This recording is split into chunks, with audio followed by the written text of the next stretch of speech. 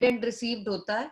Equity shares are those shares which do not have any special rights, means they do not have any special rights with respect to dividend की बात करें and repayment of capital. इनको repayment कब मिलती है अपनी capital की? At the time of winding up. Winding up means जब कंपनी खत्म होती है, जब कंपनी बंद होने को हो जाती है, तो इनको मिलता है मौका अपने पैसे रीपेमेंट का। तो ये जो होते हैं रियल ऑनर्स होते हैं, इसलिए इनको ऑनर्स फंड और ऑनरशिप कैपिटल भी बोला जाता है। नेक्स्ट आ जाता है मेरिट्स। मेरिट्स की बात करें तो आपके पास मेरिट्स का आप पॉइंट्स लिख लो, क्योंकि बुक्स में भी पॉइंट सेम ही दिए हुए हैं लेकिन हेडिंग नहीं दी हुई। मैं हेडिंग आपको लिखवा देती हूँ, बाकी आपका सेम होगा। फर्स्ट मेरिट आ जाएगा रिस्क बियरर कैपिटल। अब है इक्विटी शेयर्स के क्या मेरिट है। फर्स्ट आ जाएगा रिस्क बियरर कैपिटल।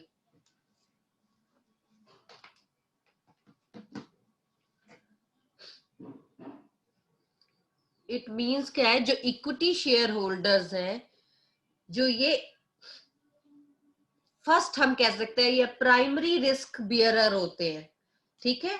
ये एंजॉय करते हैं reward as well as bear the risk of ownership. Means ये विलिंग होते हैं, ये ऐसे इन्वेस्टर्स होते हैं जो रिस्क उठाने को तैयार रहते हैं at higher rate of returns, क्योंकि इनको लगता है जितना रिस्क लेंगे उतने ही हायर रिटर्न्स मिलेंगे।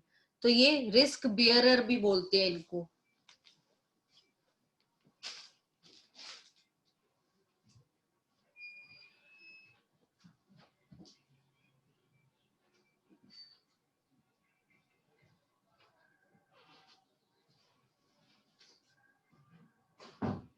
क्लियर? सेकंड आ जाएगा मैच्योरिटी। मैच्योरिटी मैच्योरिटी का मीन्स क्या है? इनकी जो पेमेंट है हम कह सकते हैं, मतलब जो भी इनको पेमेंट मिलती है eight the time of maturity. जो इक्विटी शेयर होल्डर होते हैं, जैसे हमने बात की थी, इनकी परमानेंट कैपिटल होती है and it can not be redeem during the life time of the company. इसका मीन्स क्या है कि ये कोई भी क्लेम नहीं ले सकते, प्लस ये अपना जो कैपिटल इन्वेस्ट किया हुआ है उसको वापस नहीं ले सकते। क्यों? क्योंकि इनको सिर्फ उसी टाइम पैसा मिलेगा, रिडीम मतलब वापस मिलेगा, जब कंपनी वाइंडिंग अप होगी, ठीक है ना। बीच में इनको पैसा नहीं मिल सकता, इसीलिए ये परमानेंट सोर्स ऑफ कैपिटल है। मतलब आपके पास पैसा है तो आप एक बार पैसा लगा दो, उसके बाद जब आपको लगेगा तभी मिलेगा, मतलब जब कंपनी बंद होगी आपको तभी पैसा मिलेगा। फिर आ जाता है नेक्स्ट पॉइंट, रिटर्न्स। अब रिटर्न क्या मिलेगा? कैपिटल लगाने के पीछे इनको रिटर्न क्या अर्न करेंगे ये? तो जो भी ये रिटर्न अर्न करेंगे उसे हम क्या बोलते हैं? डिविडेंड। तो डिविडेंड जो एक पेमेंट है वो इनको मिलती है, ठीक है ना, which is we can say which varies from company to company. अब डिपेंड करता है ना इनको कितनी पेमेंट मिलेगी, ठीक है ना। तो ये भी एक इसका एक तरह का मेरिट है। देखो जो मेरिट्स हम लिखवाते हैं ना, कई बार उसमें फीचर्स भी इंक्लूड होते हैं, तो ये पॉइंट्स मिलते जुलते हैं, आप इसमें फीचर्स में भी यही पॉइंट्स लिख सकते हो।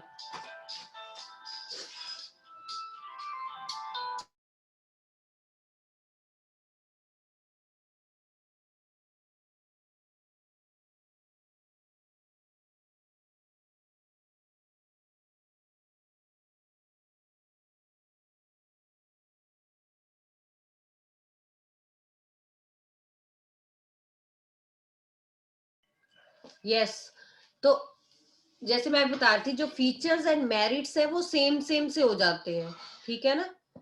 तो अभी हमने लिखवाया पहला रिस्क बियरियर कैपिटल, फिर हमने लिखवाया मैच्योरिटी के टाइम इनको पेमेंट मिल जाती है, फिर रिटर्न की बात आ गई।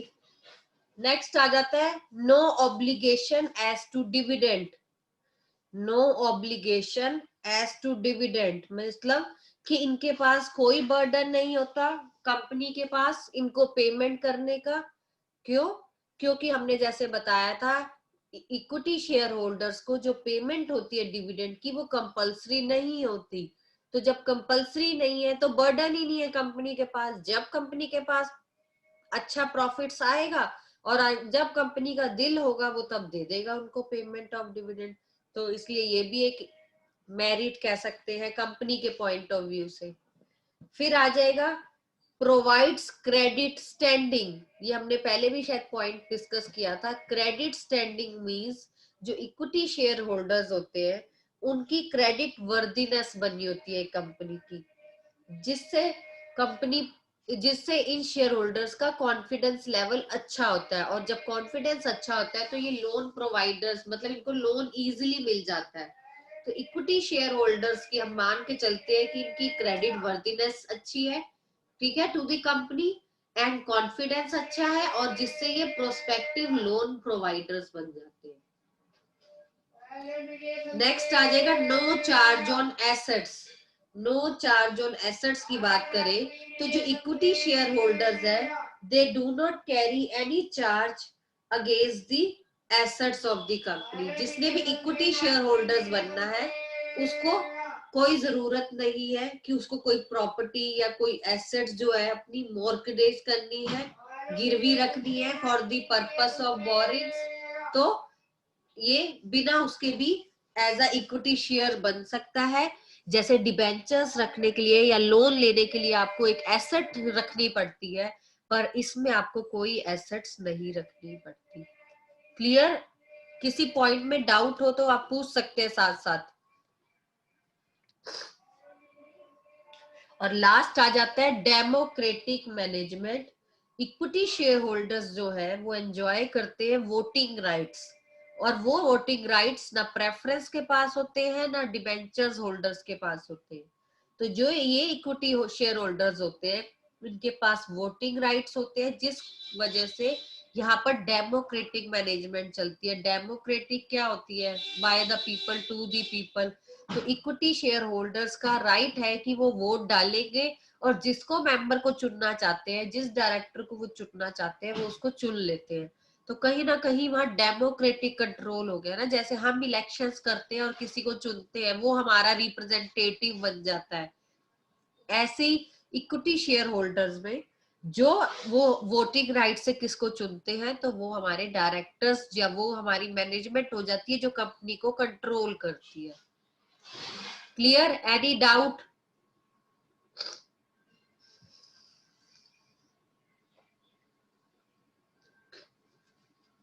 अब आ जाते हैं लिमिटेशंस।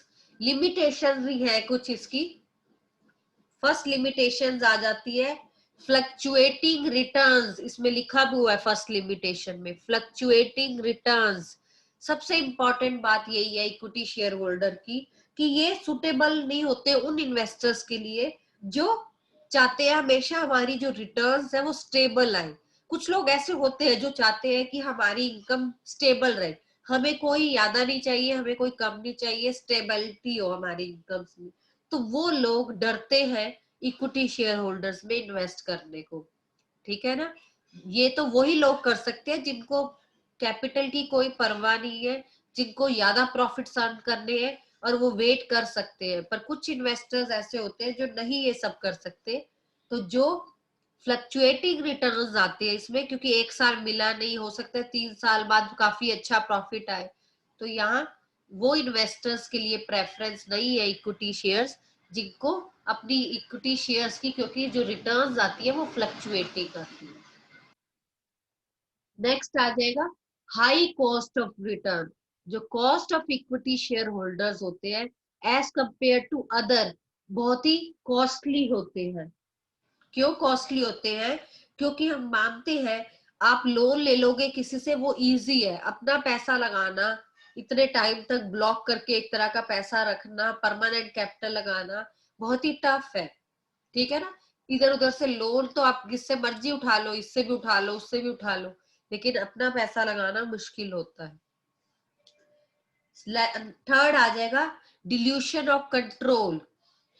कहने को तो जो इक्विटी शेयर होल्डर्स है वो कहते हैं हमारे पास वोटिंग राइट्स है, ठीक है ना, पर हम वोटिंग राइट्स की बात करें, ये डिल्यूट कर देते हैं कंट्रोल, खुद तो कंट्रोल करते नहीं है, अपने बोर्ड ऑफ डायरेक्टर्स चुनते हैं, बोर्ड ऑफ डायरेक्टर्स जो होते हैं उनको उनकी सैलरीज मिलती है और सारा कंट्रोल भी वो करते हैं, तो फिर इनके पास क्या बचा, और जो इनकी अर्निंग्स है वो भी स्टेबल नहीं है। तो हम मान सकते हैं जो इक्विटी शेयर होल्डर्स होते हैं इनकी जो पावर है, इनका जो कंट्रोल है वो डाइल्यूट हो जाता है, ठीक है ना। नेक्स्ट आ जाएगा लीगल फॉर्मेलिटीज। लीगल फॉर्मेलिटीज की बात करें अगर हम, a company has to do number of legal formalities before issue of equity shares to public. हमने पढ़ा ही है कि कितनी सारी फॉर्मेलिटीज होती है एक कंपनी स्टार्ट करने में, एक शेयर्स को इश्यू करने में, तो इतनी फॉर्मेलिटीज कौन करेगा एक इक्विटी शेयर्स के लिए, तो काफी फॉर्मेलिटीज होती है, काफी डिले हो जाता है, और कई बार तो फंड्स ढंग से रेज भी नहीं हो पाते, ठीक है ना। तो कहीं ना कहीं हम बोल सकते हैं यहाँ लीगल फॉर्मेलिटीज बहुत होती है, जो इतनी लीगल फॉर्मेलिटीज नहीं कर सकता वो इक्विटी शेयर होल्डर्स नहीं कर ले सकता। एक इसमें लास्ट आ जाता है, या गिवन नहीं है, फिफ्थ पॉइंट आप लिख लीजिए, डेंजर ऑफ ओवर कैपिटलाइजेशन। ये इंपॉर्टेंट पॉइंट है बल्कि, danger of over capitalisation.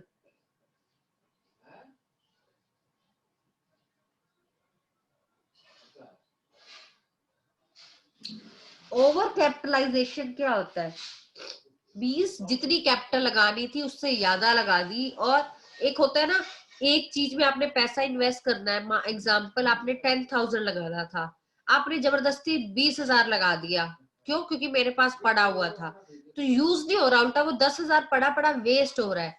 For example हम लेते हैं, जैसे एक मेरे पास फार्म है, ठीक है, उसपे 2 लोगों का काम है, 2 लोग आराम से उसपे कल्टीवेशन या कुछ कर सकते हैं, अगर मैं 4 लोग लगा दूंगी तो 2 एटलीस्ट 2 टाइम पास ही करेंगे, टाइम वेस्ट ही करेंगे, क्योंकि वो काम 2 जने भी कर सकते हैं जो मैंने 4 लगा रखे। वही सेम होती है कि डेंजर ऑफ ओवर कैपिटलाइजेशन, इसका मीनिंग क्या होता है, जो इक्विटी शेयर कैपिटल है हम मान के चलते हैं वो परमानेंट सोर्स ऑफ कैपिटल है, और अगर कंपनी एक्सेस कैपिटल लगा देती है, क्यों, क्योंकि प्लानिंग होती नहीं है, अगर प्लानिंग ठीक से नहीं की तभी ज्यादा पैसा लग जाता है, तो कंपनी को क्या होता है, ओवर कैपिटलाइजेशन की प्रॉब्लम आती है। ओवर कैपिटलाइजेशन मींस जो इक्विटी शेयर कैपिटल है वो यूटिलाइज नहीं होता, वो अंडर यूटिलाइज हो जाता है, या आइडियल पड़ा रहता है, मतलब वेस्ट जाता है, तो ये सबसे ज्यादा दिक्कत आती है ओवर कैपिटलाइजेशन की।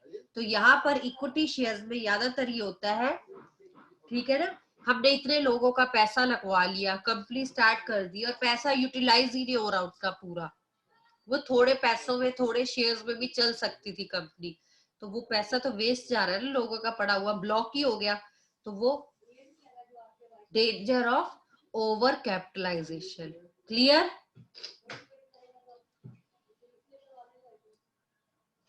Yes ma'am. एनी डाउट, ये इक्विटी शेयर्स का टॉपिक कंप्लीट हो गया हमारा, इसमें हमने मेरिट्स एंड डीमेरिट्स किए।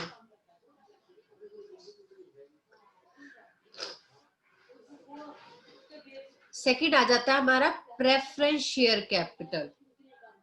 मैं पहले भी कई बार बता चुकी हूँ, नाम इनका प्रेफरेंस है, तो इनको पहले प्रेफरेंस दी जाती है, किनके पहले, over the equity share holders, they enjoy the 2 preferential rights. इनके पास 2 राइट्स होते हैं जो इक्विटी वालों के पास नहीं होते, ये हमेशा याद रखना, ये डिफरेंस में भी काम आएगा।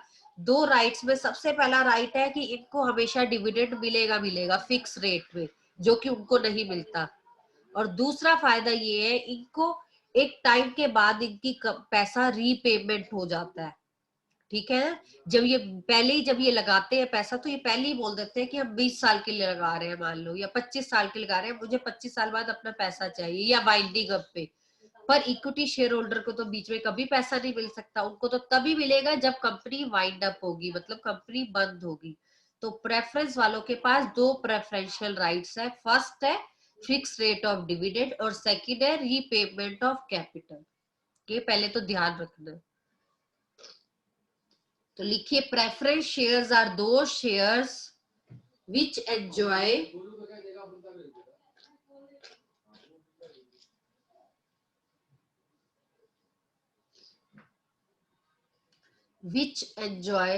certain priorities regarding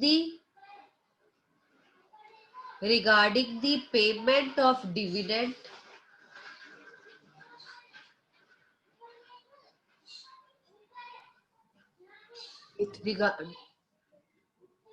regarding the payment of dividend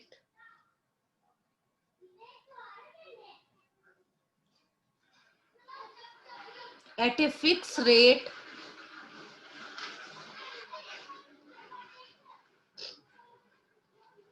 and return of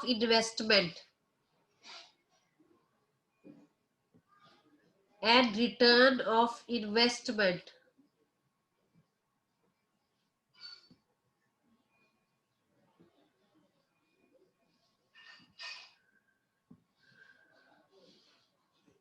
Could you please repeat the whole thing? Preference shares are those shares which enjoy certain priorities regarding the payment of dividend at the fixed rate and return on investment. Means इनको certain priorities given है regarding the payment जो कि fixed rate पे मिलेगा and return on investment मतलब वही return of capital जो इनको मिलेगा.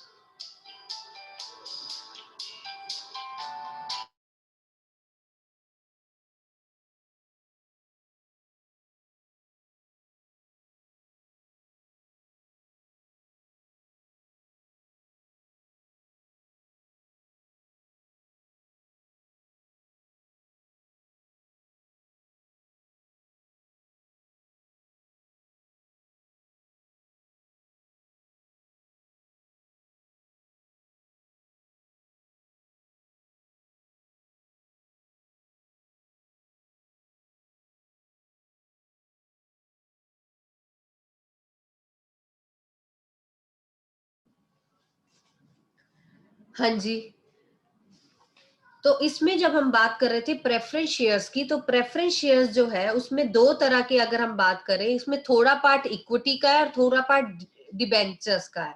अगर हम इक्विटी की बात करें तो वो डिविडेंड की फॉर्म में हो जाता है, ठीक है ना, उनको डिविडेंड मिलता है प्रेफरेंस वालों को. और अगर डिबेंचर्स की तरह देखें तो डिबेंचर्स की तरह इनको फिक्स रेट मिलता है, ठीक है ना, डिविडेंड मिलता है जैसे इक्विटी को डिविडेंड मिलता है, क्योंकि डिबेंचर्स को तो इंटरेस्ट मिलता है, ठीक है ना.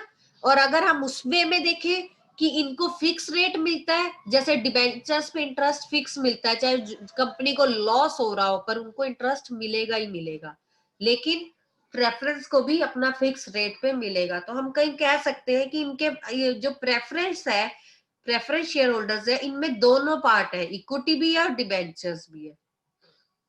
तो इसके सबसे पहले हम इसके मेरिट्स करेंगे. प्रेफरेंस शेयर्स के क्या मेरिट्स हैं? फर्स्ट आ जाएगा रीजनेबल सेफ्टी ऑफ रिटर्न्स. ये वर्ड लिखा हुआ है रीजनेबल स्टडी इनकम या reasonable safety of returns.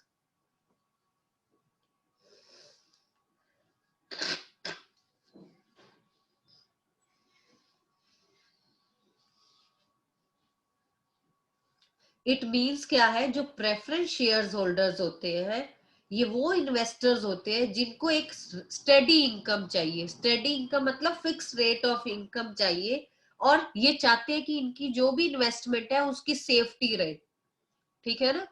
Preference shares में फिर यही है कि इनको फिक्स रेट ऑफ डिविडेंड मिलेगा, चाहे अच्छा प्रॉफिट्स आए चाहे कम प्रॉफिट्स आए, प्लस इनकम और इनकी जो इन्वेस्टमेंट इन्होंने कर रखी है वो सेफ्टी रहेगी. क्यों? क्योंकि इनको रीपेमेंट हो जाएगी.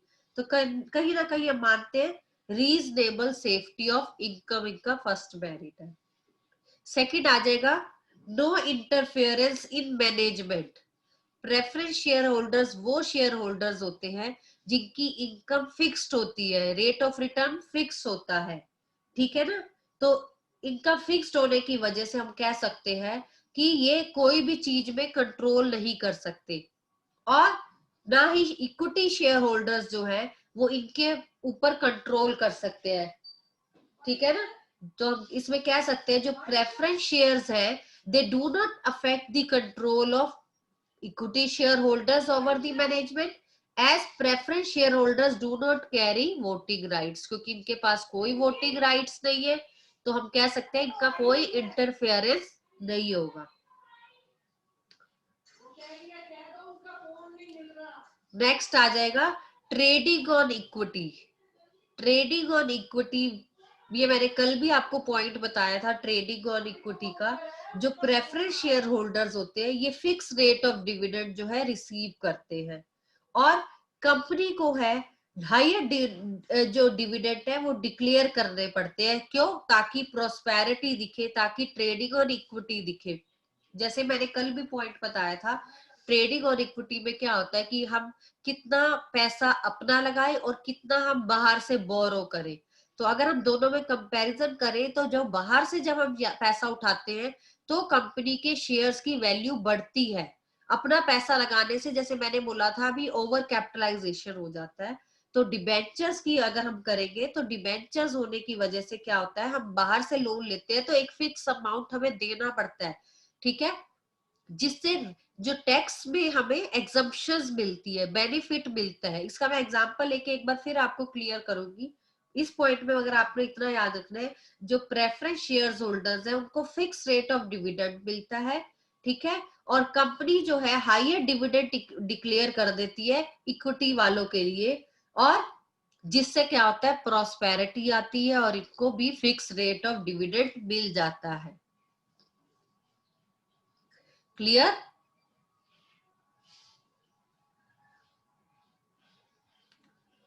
नेक्स्ट आ जाएगा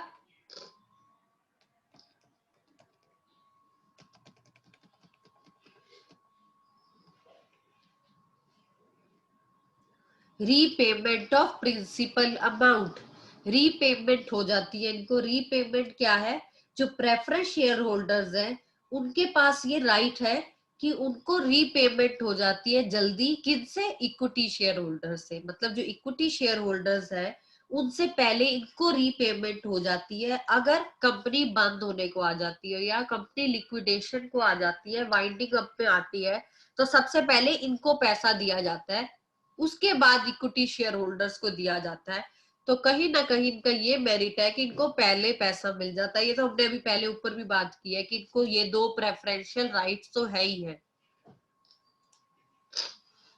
और लास्ट आ जाता है नो चार्ज ऑन एसेट्स। जो प्रेफरेंस कैपिटल होती है इसके लिए कोई भी एसेट्स को आपको चार्ज नहीं करना पड़ता, मींस कोई भी सिक्योरिटी नहीं देनी पड़ती। प्रेफरेंस शेयर कैपिटल के लिए आप सीधा डायरेक्ट करते हो, उसके लिए आपको कोई एसेट गिरवी नहीं रखनी पड़ती, ठीक है। मतलब कंपनी की बात हो रही है, मान लो मुझे इक्विटी भी उठाने हैं, प्रेफरेंस भी उठाने हैं, डिबेंचर्स भी उठाने हैं। तो डिबेंचर्स तो पूरी तरह लोन है, उसके लिए तो आपको कुछ ना कुछ कंपनी को अपना एक चीज मोर्गेज या गिरवी करवानी पड़ेगी, लेकिन प्रेफरेंस के लिए ऐसा कुछ नहीं है। प्रेफरेंस शेयर कभी भी आप इशू कर सकते हो। Clear merits?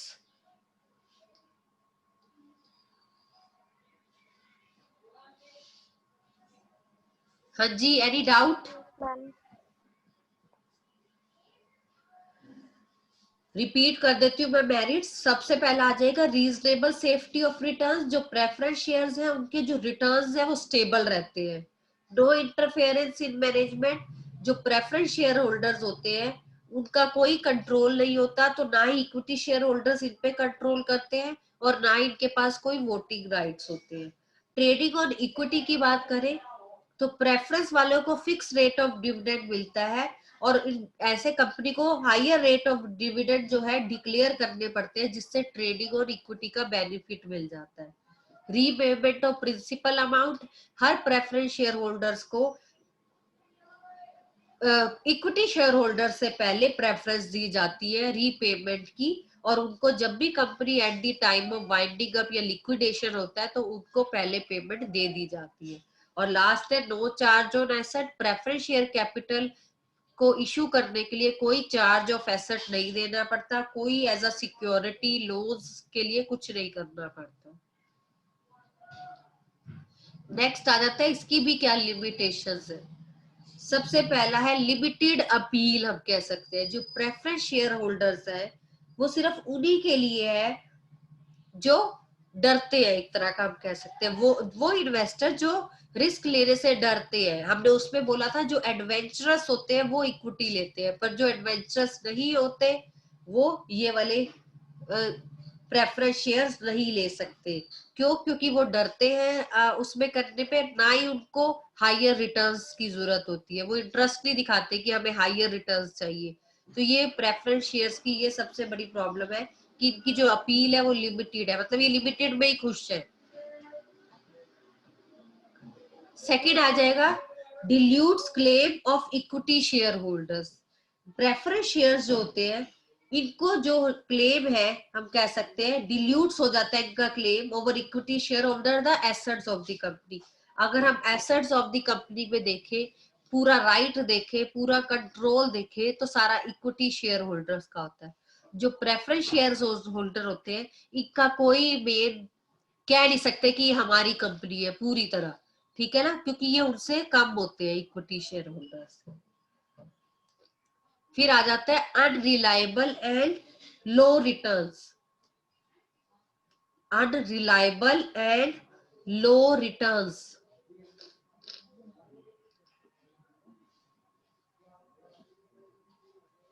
जो प्रेफरेंस शेयर कैपिटल होते हैं इनकी जो डिविडेंड रेट है वो फिक्स है, ठीक है ना। अगर इनको ये प्रॉब्लम आती है कि अगर प्रॉफिट्स बहुत अच्छे हुए तो सारा पैसा कौन ले जाता है? इक्विटी शेयर होल्डर्स ले जाते हैं, और इनको अपने वो फिक्स जो रेट है उन्हीं से ही रहना पड़ता है,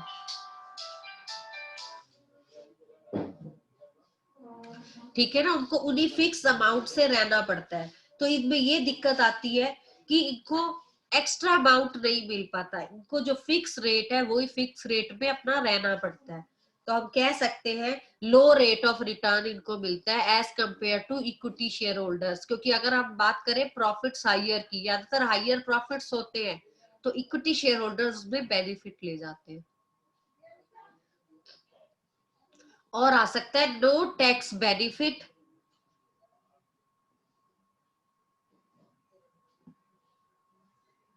नो टैक्स बेनिफिट का क्या है? जो डिविडेंड पे होता है as a equity share holders को, वो टैक्स डिडक्टिबल नहीं होता, तो इनके लिए खर्चा ही होता है, इनको कोई सेविंग नहीं होती क्योंकि टैक्स में इनको कोई बेनिफिट मिलता नहीं है, ठीक है। सिर्फ डिबेंचर्स वाले ही है उन्हीं को बेनिफिट मिलता है। तो जो भी डिविडेंड्स किसी को रिसीव होता है तो वो टैक्स डिडक्टेबल नहीं होता, प्रॉफिट्स में उनको कोई फायदा नहीं होता, ठीक है ना। तो इनके लिए खर्चा ही रह जाता है, एज एक्सपेंस रह जाता है। और जैसे कि इंटरेस्ट और लोन्स में फायदा मिलता है वो वाला इनको नहीं मिलता। क्लियर?